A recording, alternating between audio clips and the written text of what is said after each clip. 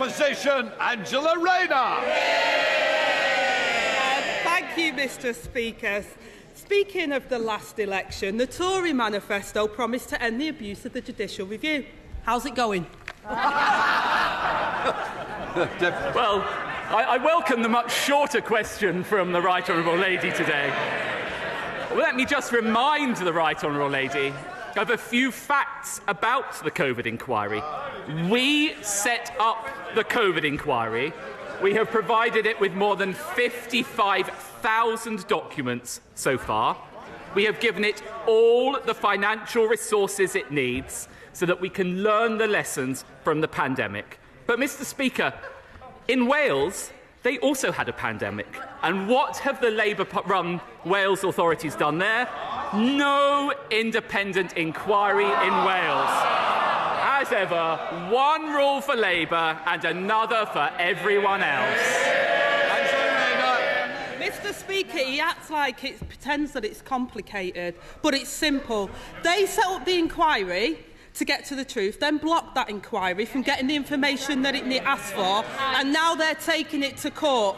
I know he considers himself a man of the people, so using his vast knowledge of working-class Britain, does he think working people will thank him for spending hundreds of thousands of pounds of their money on loophole lawyers just so that the government can obstruct the COVID inquiry? Deputy Prime Minister.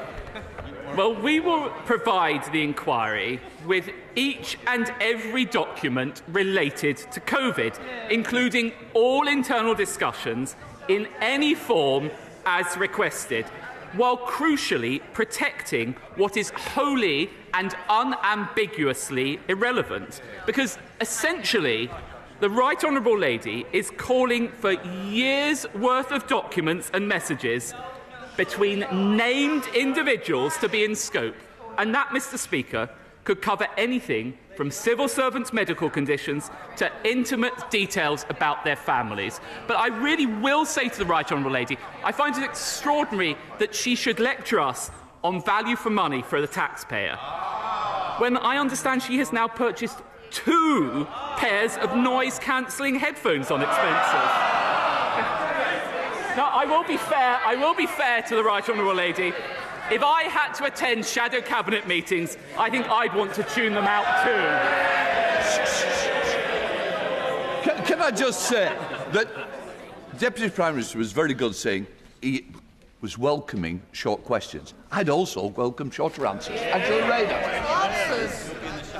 Mr. Speaker, all we're asking for is what the COVID inquiry has asked for. And across the world, COVID inquiries are well underway. While his government hides information and shells out public money on legal bills for the Oxbridge one, the former Prime Minister is now demanding another $1 million to pay for his new lawyers. Now, I know the honourable gentleman and his former boss has fallen out, and maybe he wants to patch things up, but can he seriously say this is a good use of taxpayers' money? Deputy Prime Minister. If we want to talk about relationships between different people, I don't think we need to search her WhatsApp messages to know that there's no communication between her and the leader of her party.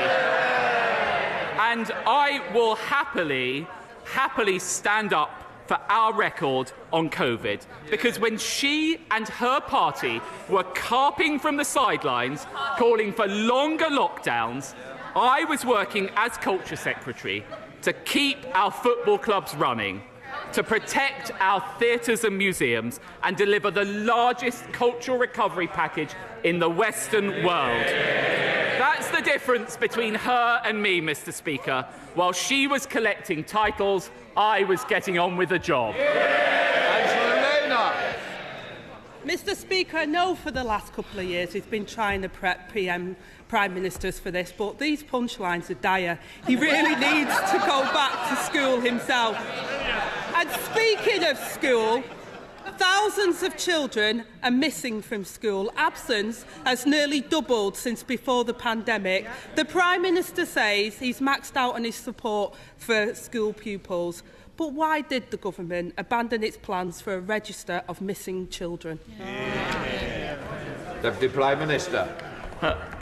Well, on the specifics of the Right Honourable Lady's question, that is not the case, and we continue to keep the policy under review. And what I would say is I am very proud of this government's record on funding and support for schools. £4 billion more this year, £4 billion next year, and the result of all of that investment is we have the highest standards of reading in the entire Western world. What a contrast from when the party opposite were in power. Angela Rayner. So there we have it, Mr. Speaker. Thousands of children missing, under review still. So let me ask him about something else that's gone missing.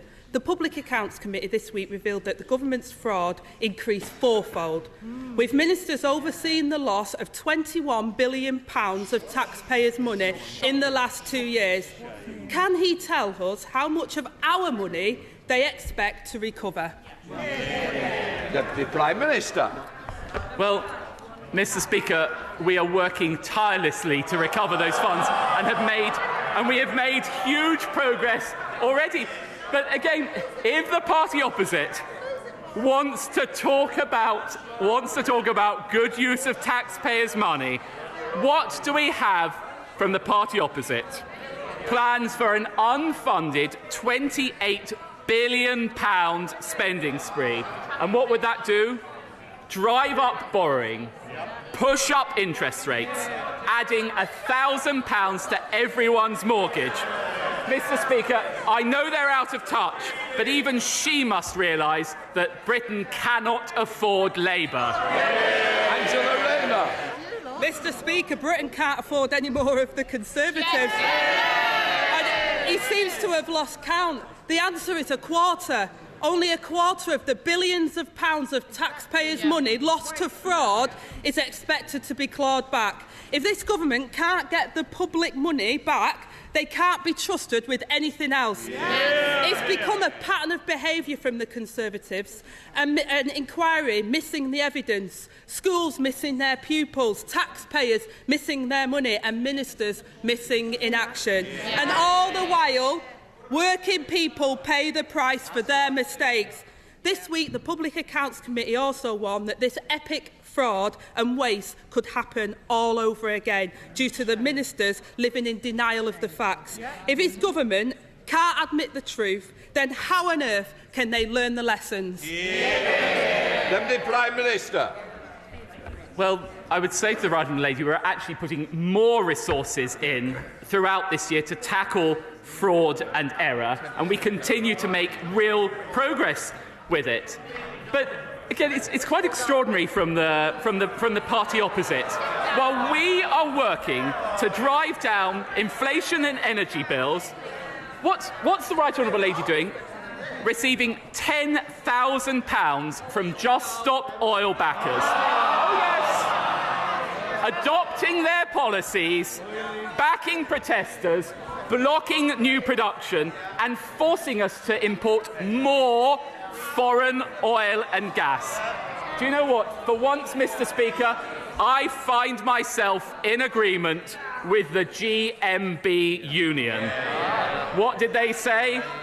It's naive, lacks intellectual rigour, and could decimate communities, just like Labour.